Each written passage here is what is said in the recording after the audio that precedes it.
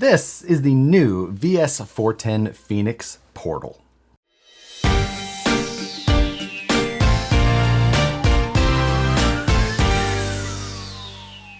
What's going on, everybody? This again is the VS4-10 Phoenix Portal. This is a new entry into the market for Vanquish Products with a lot of new features, but most importantly, a much more attractive entry price. From the outside looking in, you can see the new Phoenix body. This is a three-piece body with a cab and separate rear bed sides. Those rear bed sides are attached to a plastic molded cage that fills the rear portion. This body also has a hidden body mounting system. There are two traditional body clips here under the rear bumper. When you pull those two body clips out, you're able to fold this body forward. The body hinges forward off of a post near the front radiator. Now, with the body hinged up, you're able to do a battery swap or whatever you need that's convenient with the body kind of in this upward position. But it's also fully removable with a single additional body clip. By pulling the body clip in the front portion here, you're able to slide out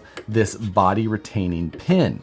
With this pin removed, now the body can lift off easily. The Phoenix body still has a full interior that is compatible with a lot of the previous interior accessories that were made for the Vanquish Origin and Origin half cab. This body is a modern turn on a vintage look. It does have a hard molded plastic grille with LED light buckets ready for 10mm LEDs or light kits like the Incision Series 1 or Vanquish Q Series. The rear of the body also has light buckets. These are ready for a 5mm LED like included in the Vanquish Series 1 light kit. The rear bed sides can be removed and you can run it without those if you like. The rear bed cage can accommodate a spare tire if you decided to add one, but if you decide not to, you get the look of the rear cage. It's nice and low profile, sits below the bed rail entirely. You can see the molded fuel cell that's part of the VS4-10 rear chassis brace as well. The rear bed cage does sit nicely on this new rear bumper. This rear bumper is very inconspicuous. It sits tight to the chassis. It molds nicely into the rear of that cage, so it gives you the effect of having a rear bumper without looking large and intrusive. Slightly wider than the frame rails, and that is where the body posts go down into to mount the body to it. Going back to the front of the car, you will see a new, much narrower front bumper to increase both approach angle and clearances for approaching the tires. It also has a fair lead molded into the front that lines up with the winch line routing guide in this front cross brace.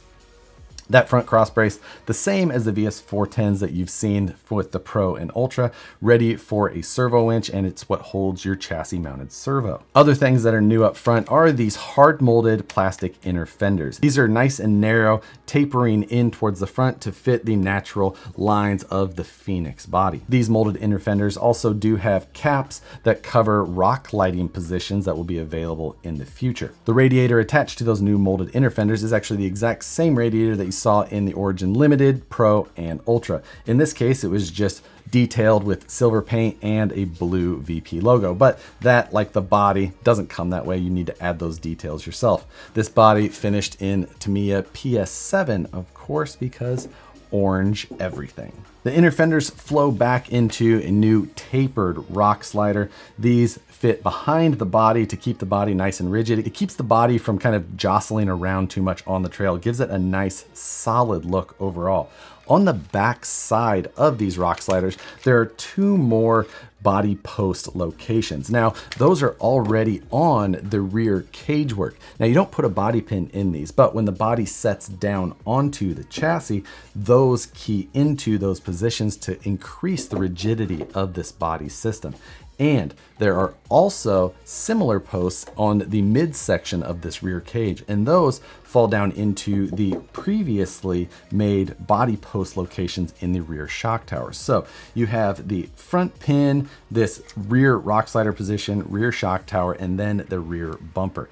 Everything just sets down onto it, makes for a really secure but lightweight body. And as this is named the Phoenix Portal, you will find that there are new portal axles underneath of it. These are the first molded axle from Vanquish Products. These are a a super high clearance molded axle with an offset front pumpkin. It has a molded in upper truss that goes from C-hub to C-hub to provide even more strength. There are gussets going from the tube section to the lower C as well. In addition to the gusseted and trussed axle design, both the front and rear axles also include brass inner support tubes for added strength and weight. The C-hub on these axles are a high clearance design, meaning that the lower portion of the C does not go below the lower portion of the knuckle, just improving clearances as much as possible.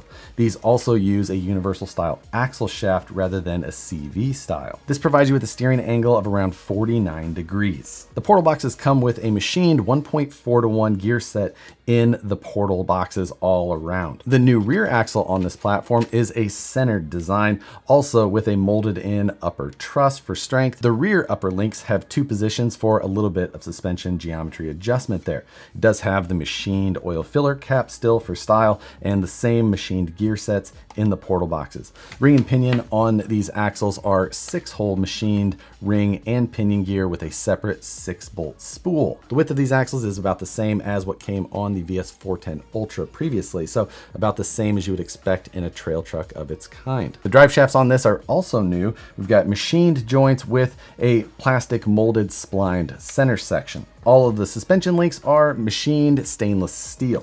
But the big new star of the show is the new Vfd Twin Transmission. This new transmission has features that really haven't been offered in a kit like it before. This is a selectable overdrive and dig transmission. First, getting into the selectable overdrive. Overdrive has become a very popular term heard in the trail truck market, and that's when you spin the front tires faster than the rear tires. Normally you hear about overdrive being referred to in percentage. In the stock form, the previous VFD transmission had a 6.5% overdrive out of the box. And if you liked, you could change out the gear set to get a higher percentage, up to 21%. The new VFD Twin transmission still has a 6.5% overdrive, but it is now shiftable with the servo on the fly to go to 33% overdrive. So you can drive around with a lower percentage overdrive to have all of the normal driving characteristics of a truck with a low or no overdrive percentage, but you can get the benefits of high percentage overdrive by just shifting it into position. This is something that really hasn't been seen in our market with a truck like this before. And that setup should appeal to people that want to be able to go trail ride their rig for hours on end without overstressing their electronics with a super high percentage overdrive, or they want to do technical lines where high percentage of overdrive can be a downfall, such as extreme side hills or trying to reverse in a tricky situation. But you're still able to switch into that high overdrive and then have all of the benefits of getting those front tires spinning significantly faster than your rear tires. Now, like I said, out of the box, this is set up with a 6.5% low overdrive percentage and a 33% high overdrive percentage. If you wanted to increase that even further, you could change out the gears in the portal boxes, you could go to an underdrive gear set, and then you could be looking at percentages in the 50s if you wanted for your high percentage. Additionally, this transmission also has rear dig. Now, both the overdrive setup and the rear dig setup are based off of the Hertz dig system that Vanquish Products has been producing for many years. It's a very reliable shift on the fly capable setup. It doesn't take a high power servo and it just works every time you click the button. The dig system on this has 4-wheel drive, freewheel, which would be the center position, and then locked when you put it into the rearmost position. Now, what dig is, if you're not familiar, is it disconnects the rear drive axle from the rest of the transmission, and it also allows you to lock the wheels. If you've never used dig and you don't understand the benefits of that, it will make your turning radius insanely sharp in situations. It'll also aid in tough climbs. It can also aid in tough declines where you're able to lock the rear tires, kind of drag them down while still applying power to the front, trying to navigate your way around. Dig can be used in a number of different ways. Those are just some very common ways and ways that can just be very useful when you have a dig that is so reliable. However, if you didn't want to throw all of that in there, or you only wanted to use one setup or another, this transmission can be built with locking out either of those options. You can build it just like it's used here, but insert some set screws into the positions that hold the arms in the setting that you want, whether it's high overdrive or low overdrive, or of course, four-wheel drive. Now, one other thing with the overdrive setup, if you technically put that overdrive in a center position, just like the dig side has, you can then effectively have a rear wheel drive only vehicle, just in case you want to do burnouts or just have the hankering to try something in two-wheel drive. One of the main benefits of the VFD transmission had been the motor placement, and it's still the exact same in this transmission now as it was previously. It's as far forward and as far down as you can get it, still giving you maximum clearances, but keeping the weight where you want it. The VFD Twin also now has a new slipper set up under that front gear cover. Another new change made on the Phoenix Portal are these new S8e Scale Shocks. These are a larger diameter, going up to an 8mm bore. Now, these are still an aluminum design for the body. It's got a molded cap now with a bleeder screw installed on the top. This shock design no longer uses a threaded on lower portion for the cartridge retention, but now the X-rings are held in with a poly washer and then an E-clip, keeping everything nice and compressed and giving you a lot of travel for the length, which on these shocks is 80mm. 80mm length was again used because this is a portal design for this vehicle, and the increased ground clearance provided by the portals can raise a vehicle up. So going to an 80mm shock helps keep the center of gravity of this truck low. The new shock design still provides plenty of articulation based on the amount of stroke that it has. The battery and electronic trays on the Phoenix Portal are now a molded design. So the new molded battery tray has a nice lip all the way around so that no matter the size of your batteries, you have a much more secure location for it. The servo positions on this are the same location for the dig servo, just behind the new molded battery tray. The shift servo for the overdrive sits here on the driver's side of the VFD. I'm using some low profile Protex in this build here with a 370 TBL steering servo up front. As far as servo horns go, I'm using 24mm servo horns on both the shift servos and a 20mm servo horn for the steering. Now, I understand that that is a lot of specs and features to throw at you in one video. I will have following videos coming on the construction of the transmission and helpful tips on building this kit. Of course, I think it's also worth noting that I have some bias to this truck. It's been a truck that I've been involved with through the development, and it's got everything that I really enjoy. It's something that I've had input in, therefore it's a truck that I have really nice things to say about. But it's because it is a collection of so many of the things that I really, really enjoy in a trail truck. The overall goal for this kit was to reduce the cost, to try and get it into more people's hands more easily. Now, it's got a ton of features like the selectable overdrive and the dig that the VFD Twin has. But even if you get this kit, you don't have to utilize that right away. You can lock it out, build it like you want, lock it out, and then as you have a radio or get the servos that you need to use it, then you can install them. You can still build this as a very simple and straightforward trail truck as you like, and you can select that high performance overdrive as you like. And if you decide you wanted to put it into a more standard one, it's a very simple set screw to remove and move into the position. So even if you didn't have a servo in that location, you could still take advantage of the features that it has without having to go all the way. The dig, however, you should probably add a servo if you plan to use it. Otherwise, lock it in four-wheel drive and have fun. This truck has a lot of performance-oriented things built into it. It's got a very high clearance design to the front with a tapered body, a very narrow grille, a fantastic approach angle.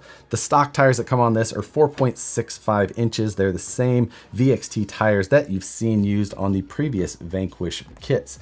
Now, the wheels that come on it are of a new face design. The functional design of them is the exact same as the original Incision KMC. The face pattern on this is named after the wheel called the Hex from KMC. These do have an adjustable offset design with removable replaceable hubs. Comes with 2 hub sizes out of the box. As also mentioned, the rear bed sides are removable in case you want to go with a little bit more aggressive open rear cage, kind of a desert style. It looks really good that way as well. I've still got the rear bed sides on mine, of course, for this video. We use this truck to shoot release video, box art, all of those things. This truck having the flexibility and capability that the VFD Twin is going to offer with the selectable overdrive and rear dig, I think is going to make a lot of people really happy to own this vehicle. For those that are interested, I will have information in the description below with a full list of exactly what electronic setup that I'm running in this truck, as since it is a kit, you will need to complete that yourself. I'll also try and put together some options for just very basic setups that you could add to it, as well as maybe a couple of other versions of electronics packages that you could add depending on what preferences you may have for one brand or another, or different radios. I'll also have some videos on setting up radios for